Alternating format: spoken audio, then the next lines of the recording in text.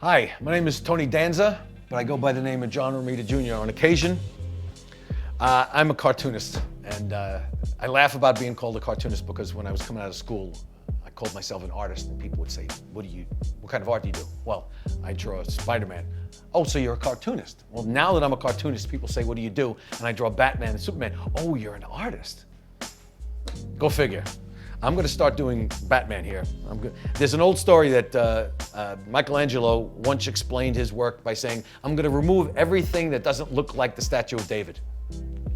So that's what I'm going to do. I'm going to do everything I can to remove all the paper that doesn't look like Batman on this. And I start off drawing this with the side of the pencil. I use my hand this way because I have a broken wrist and it's very difficult to draw this way all the time. So I use the side of the pencil and I use the hand this way. And occasionally I get it right. And the good thing about doing this a long time is you tend to know where to go instead of experimenting. Now, if I have to use an eraser on this, I'm going to be embarrassed because I think I know what I'm doing here. Batman's Batarang, I've decided to make it a little bit larger than normal for effect in this. And Batman's costume changes as the wind blows, by the way.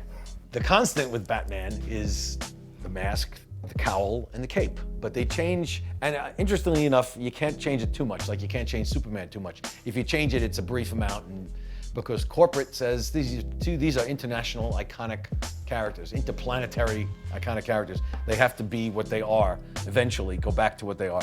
And that's not a problem, but as long as you can get something, a little variation on it. So the cowl, the cape, and the ears, the big bat ears, and you're okay to go.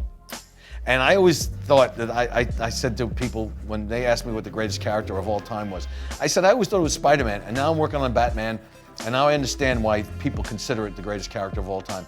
Even better than Superman, because Superman was difficult, and that he was always perfect. But Batman, this is such a great, great character. Didn't realize it until I was working on it. I'm very proud to say that I'm a part of it now. When I get a script or a plot, I write it literally out in notes in the margins of the manuscript. And those notes are generally reminders of what I see when I'm reading the plot. The writer will give me a suggestion. I'd say dialogue sometimes too, but it's the suggestions from the writer. And I see in my mind's eye what I want to do with that little vignette, and I write notes. I also have to give myself directions because the dialogue dictates order of positions of the characters. Writers don't always consider that you have a conversation going on in a room or during a battle, they have people cross-talking. And unless you're in Japan where you read right to left, you have to adapt the storytelling for that. So in my notes on the script or the plot, I will tell Batman talking to Superman, left Batman, right Superman, so to speak, so that I know the conversation is going left to right. And I tend to lean heavily on that because then the story makes sense and I don't have to rely on a balloon placement that crosses. This guy's talking, sometimes that happens. So I write it all out in notes.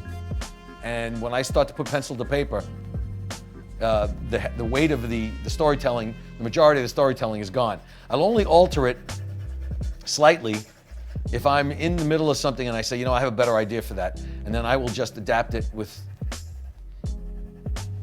some more change of storytelling, an angle or a position of a character. And then, of course, I'll see something I don't like the next morning. I'll go down and look at what I've done the previous day. Oh, damn. Whoosh, whoosh, rip it up and start over. All right, I'm gonna polish this puppy off with a little bit of 2B leads, because even though I have it in this pencil, I can take this 2B baby and put it into my robot pencil, because he's got so much black in his costume. And we did that All-Star Batman issue where everything was out in the middle of nowhere. Couldn't hide, you couldn't color him in shadow. And there is something to be said about shadows in Batman, but boy, oh boy, when you have nothing to hide under, it's not easy. Okay, I'm gonna sign this baby down at the bottom where nobody can see my name. Hopefully the inker can make it look better. Yeah, just okay, I'm gonna pick this spot and I'm gonna sign how I usually sign my name, which is JR, which is an interesting story. I'm not really a junior. My middle name is different from my father's. And I got called Junior because it was a derisive way of referring to a little guy at an office. There were a lot of Johns that worked in the office. Literally, names were John, not Johns. And there was John Buscema worked up there. My father, John Romita, John Verporten, and I was Little John. So instead of calling me Little John, they called me Junior because it was JR. And John Romita Jr. stuck. And now it's the way I sign, just JR. It's quick. So there's that, and it's 17. Okay, this is the finished product, so to speak. This is what I do for a living, and occasionally get paid for it. It's better than digging ditches. Although digging ditches, you finish at 5 o'clock and you can go home and go to sleep. I never sleep.